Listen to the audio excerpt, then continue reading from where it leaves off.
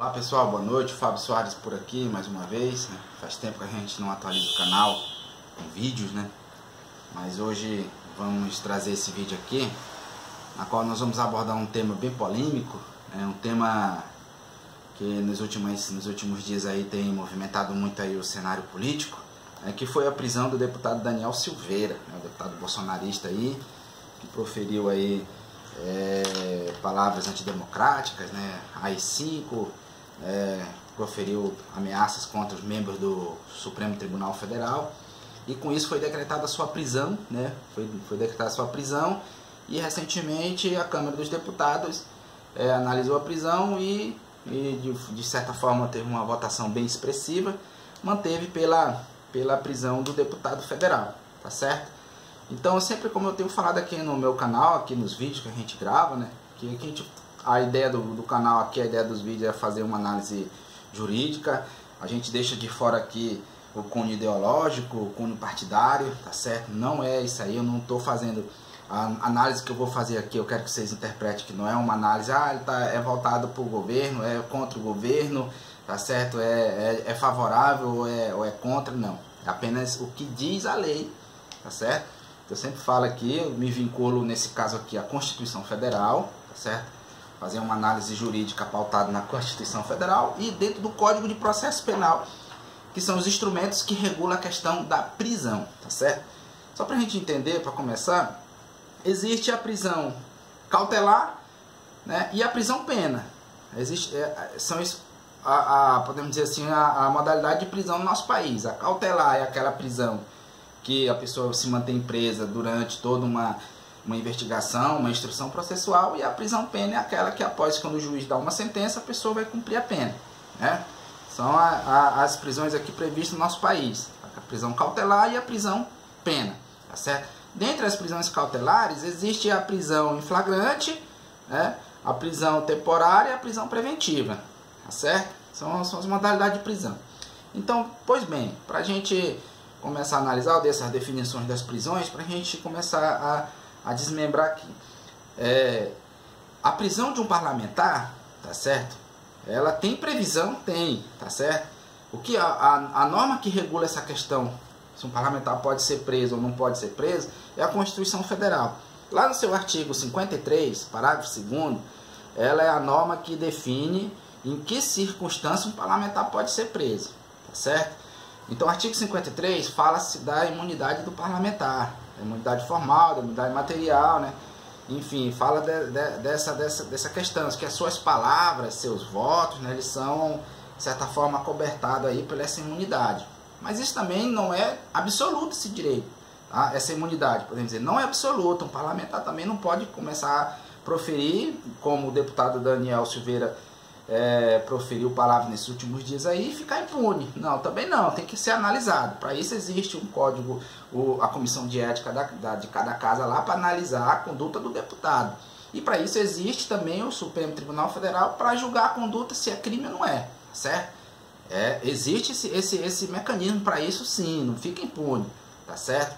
Só que a questão que nós temos que observar agora aqui é a análise da prisão específica, não é a análise do mérito, do fato, se ele cometeu o crime ou não, é a questão da prisão específica, tá certo? Então, um parlamentar, para ele ser preso, ele só pode ser preso após a diplomação em flagrante delito por crime inafiançável, tá certo? Tá, eu vou ler aqui o texto da Constituição, artigo 53, só para a gente compreender melhor.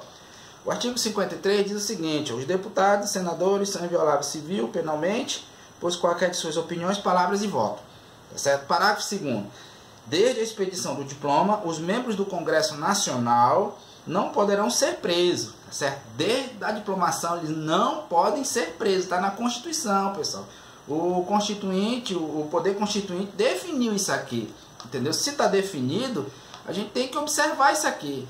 Não podem ser presos, entendeu? Tá na Constituição, não adianta que tentar mudar isso aqui agora, entendeu? Não pode ser preso, salvo, tem aqui a ressalva aqui, salvo, em flagrante de crime inafiançável, tá certo? Então, não pode ser preso, salvo se ele estiver cometendo um crime em flagrante ainda, tem essa questão, em flagrante, e esse crime tem que ser inafiançável, tá certo? E aí você pode perguntar, Fábio, e quais são os crimes inafiançáveis? A Constituição também define quais são os crimes inafiançáveis. Eu sempre tenho falado, a Constituição Federal, pessoal, você não precisa ir para um banco de uma faculdade para interpretar ela, para estudar ela, para entender. Ela é muito simples, ela é objetiva, não tem, tem que me aprofundar no assunto, não. É muito simples. Lá no artigo 5º, inciso 43 da Constituição Federal, lá ele define quais são os crimes inafiançáveis, tá certo? Quais são os crimes inafiançáveis? O crime de terrorismo, tá certo? Os crimes de racismo, tá? O crime de tráfico de drogas, tá certo? E os hediondos, tá certo? Esses são os crimes inafiançáveis. Eu vou ler aqui o artigo 5º, inciso 43 da Constituição Federal, que diz o seguinte, a lei considerar crimes inafiançáveis suscetíveis de graça, anistia a prática de tortura, tá aí, o tráfico ilícito, tá certo? O terrorismo, tá certo? O terrorismo e os equiparados a hediondos. Eu faço uma correção aí, que o racismo ele não se enquadra aqui, tá certo? Então, os crimes inafiançáveis são os crimes, a tortura, o tráfico ilícito de entorpecentes, o terrorismo e os definidos como hediondos, tá certo? Então, os crimes hediondos tem previsão na lei de crimes hediondos, lá tem um rol dos crimes hediondos, tá certo? E aí vamos à questão. O crime que o deputado supostamente ou possivelmente tem praticado é o crime previsto na Lei 7.170 de 83, a lei lá de segurança nacional, tá certo? Ele cometeu um crime, segundo o entendimento do ministro, ele cometeu um crime, um daqueles crimes lá, subvenção da ordem, calúnia, difamação de membros do Poder Judiciário, enfim. Tem essa previsão legal? Tem. Só que a grande questão é que esse crime, ele não é inafiançável, tá certo? Esse crime aqui não se enquadra dentro do rol aqui do artigo 5º, inciso 53, inciso 43, tá certo? Então, a prisão do deputado, ela é ilegal, tá certo? Não tem previsão constitucional para essa prisão, tá certo? Deveria ter sido relaxada, tá certo? Porque ela não está prevista lá dentro do rol dos crimes inafiançáveis, tá certo? A conduta dele não está prevista nisso aí. Novamente eu estou falando, a prática dele é uma prática delitiva, tá? Sim, tá certo? Foi lá, atos antidemocráticos e tudo mais. É uma prática ilegal? Sim. É uma prática criminosa? Sim. Só que o que acontece? Não se enquadra dentro do rol dos crimes inafiançáveis, tá certo? Não se enquadra. E o deputado, o parlamentar, só pode ser preso quando ele se enquadrar nesse rol. Flagrante delito e crime inafiançável, tá certo? Ele vai ser julgado, sim. Ele vai receber uma pena? Vai. Após essa pena ele vai ser preso? Vai, com certeza vai ser preso. Mas o que nós estamos analisando é a prisão cautelar, tá certo? A prisão cautelar, não cabe prisão para ele. Ele pode responder esse processo em liberdade? Pode, tá certo? Mas ao final, se ele receber uma pena, ele vai ser preso? Vai ter que cumprir? Vai ter que cumprir, tá certo? Mas cautelarmente não caberia a prisão desse deputado. A prisão é totalmente uma prisão ilegal, tá certo? Que não tem previsão constitucional e nem a previsão legal para que se mantenha ele preso, tá certo? Com certeza foi uma decisão política para manter a prisão dele preso. Até porque também um outro ponto que eu queria mencionar aqui nesse vídeo, tá? Peço até que vocês assistam todo até o final, que é interessante, é que eu nunca vi a expedição de um mandado de prisão para cumprir uma prisão em flagrante delito. Não existe, não tem essa aí. O ministro Alexandre de Moraes, ele inventou um procedimento que não tem previsão legal nenhuma, tá certo? Até porque prisão em flagrante, qualquer um do povo pode prender alguém em flagrante delito. A autoridade policial, os agentes da autoridade policial, eles têm o dever de quem está cometendo um crime em flagrante delito ir lá e prender o indivíduo que está cometendo um crime. O policial, ele não precisa, pessoal, ele não precisa de um mandado de prisão para prender um meliante, um vagabundo, né, como podem assim o termo assim, para prender alguém que está cometendo um crime em flagrante. Ele não precisa. Então o ministro, ele criou podemos dizer, essa aberração jurídica de um mandado de prisão para cumprir um mandado de prisão em flagrante delito. Expedir um mandado de prisão para cumprir uma prisão em flagrante delito. Não existe isso aí, tá certo? E outra coisa também relacionada à prisão em flagrante, tá certo? Pode-se, tipo assim, olha só o que ele pode ter criado. Ele pode ter criado uma aberração jurídica, um monstro.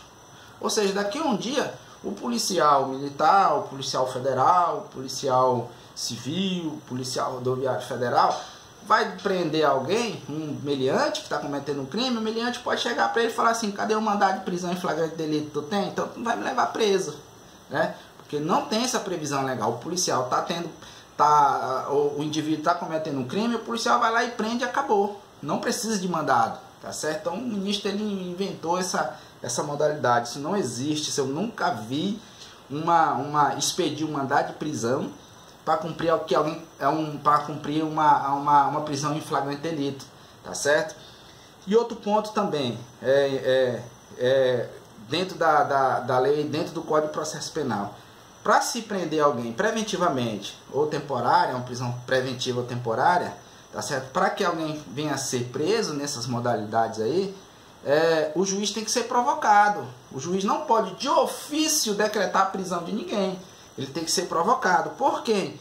Pelo membro do Ministério Público, pela autoridade policial, tá certo? São as pessoas que podem representar, né, que pode requerer a prisão de alguém. E o juiz recebendo, ele vai despachar, ele vai decidir se decreta prisão ou não. Mas ele em si decretar prisão, isso não tem essa previsão legal para isso, tá certo? O pacote anticrime aí também trouxe várias inovações relacionadas a esse sentido aí, tá certo? Então um juiz, ele não pode de ofício decretar a prisão de ninguém. Aí eu até fiz um vídeo já sobre isso aí, sobre o sistema acusatório, o sistema inquisitório aqui no nosso país. Isso fere o sistema adotado pelo país, no nosso Brasil, tá certo? Ou seja, um juiz, no caso Alexandre de Moraes, eu até falei sobre isso aí, ele é a vítima, ele é o acusador e é o julgador ao mesmo tempo. Não existe, isso fere o princípio, fere o sistema acusatório, que é o sistema que rege o nosso país. Ou seja, só para recapitular, o sistema acusatório é cada atores do processo no seu devido lugar. Quem acusa, quem julga e quem defende. Não pode se misturar, tá certo? Então, à luz de todo esse aparato legal, aparato constitucional, a prisão do deputado Daniel Silveira, a prisão cautelar dele, eu estou falando de prisão cautelar, né? É ilegal, é inconstitucional, não tem previsão legal nenhuma para manter esse deputado preso, tá certo? Tipo assim, não defendo também as atitudes dele, eu acho que realmente extrapolou um pouco, mas aquela questão, se isso pegar para um, pode pegar para todos, tá certo? Uma ilegalidade dessa, é isso que a gente tem que observar, a Constituição Federal. E cabe quem?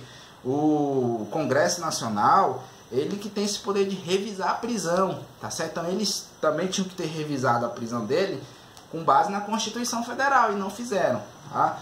Manteve ele preso e, tipo assim, ele vai passar pela Conselho de Ética da casa, que ele é vinculado, ele pode ser cassado, pode, ele vai ser submetido a um julgamento no tribunal, no Supremo Tribunal Federal, ele pode ser condenado, pode, mas só que para que ao final decrete a prisão dele ou a perda do mandato dele, tem que ser ao final no caso da justiça, do trânsito em julgado, e no caso do mandato lá ao final da decisão que os parlamentares definirem, entendeu? Para perda de mandato e para prisão.